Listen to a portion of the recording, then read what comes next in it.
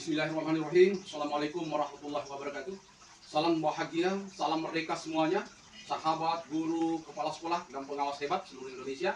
Dan terkhusus kepada peserta apresiasi GTK tahun 2023. Selamat datang di channel kami, channel Klinik Sabirin SC, pengawas SMK Dinas Pendidikan Provinsi Sulawesi Selatan. Sebelumnya saya sampaikan biografi singkat saya, sebagaimana yang ada di slide. Kemudian masa sekolah saya jelas di situ. Kemudian karir sebagai pengawas sekolah, alhamdulillah pernah menjadi pengawas berprestasi baik di tingkat kabupaten maupun di tingkat provinsi.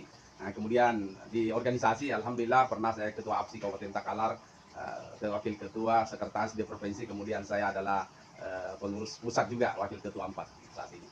Kemudian ada pun tema pendampingan dan pembinaan pembelajaran melalui prinsip PTK dengan metode CTM pada sekolah bina.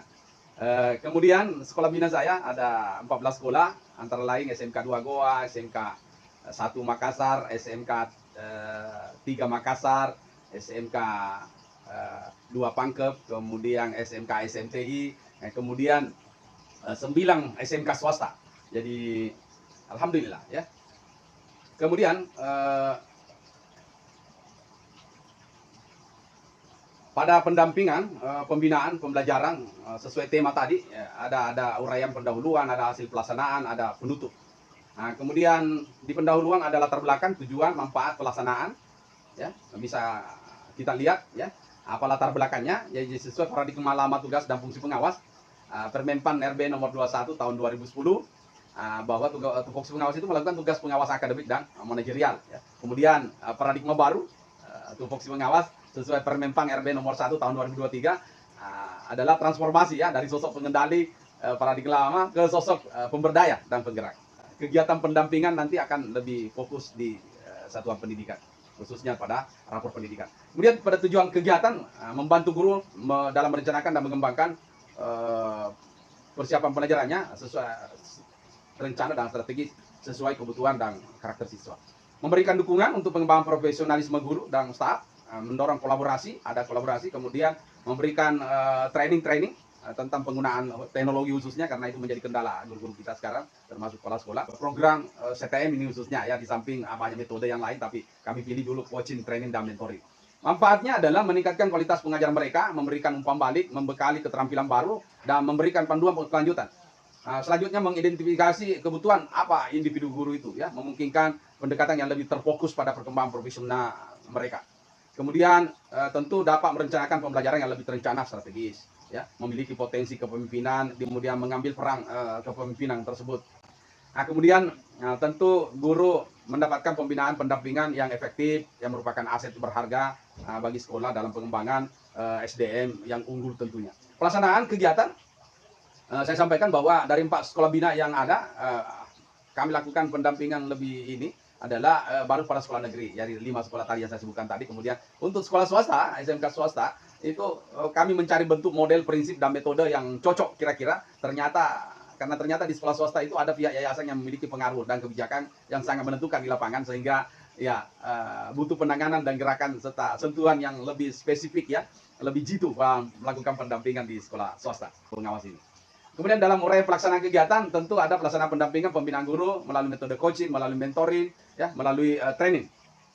Kemudian uraiannya tentu dalam pelaksanaan untuk metode coaching, ya, kita bisa lihat bahwa untuk memastikan bahwa guru ini dapat memahami, mengimplementasikan, mengintegrasikan konsep-konsep pada prinsip kurikulum merdeka yang dengan baik dan melakukan praktik pengajaran mereka. Itu langkah-langkahnya menyusunan materi, rencana pembelajaran, pengembangan keterampilan, kolaborasi, dan seterusnya.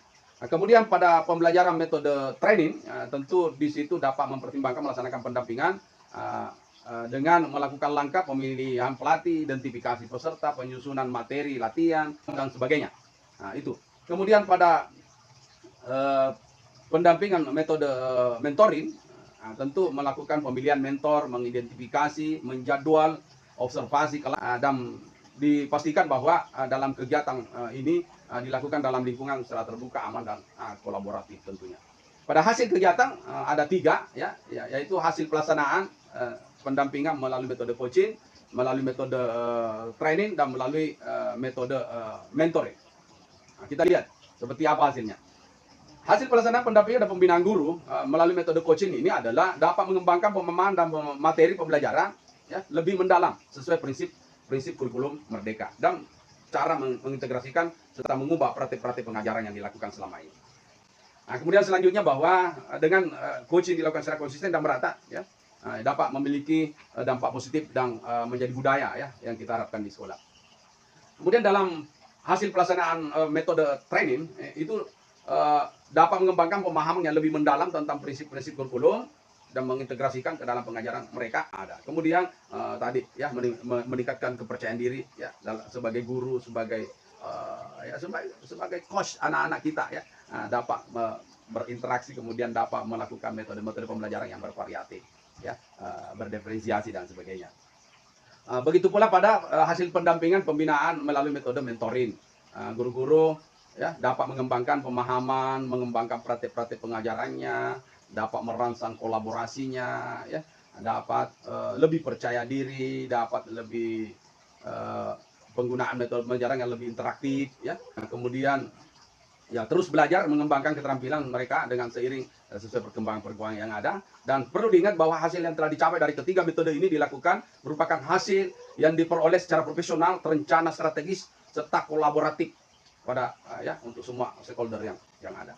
Kemudian pada penutup kesimpulan ya bahwa coaching, training dan mentoring CTM itu yang tepat dapat mengembangkan keterampilan pengajaran, mengintegrasikan teknologi yang lebih baik khususnya di kelas. Yang kedua, mendorong pengembangan profesional, berkolaborasi antar guru, memperkuat budaya pembelajaran di sekolah.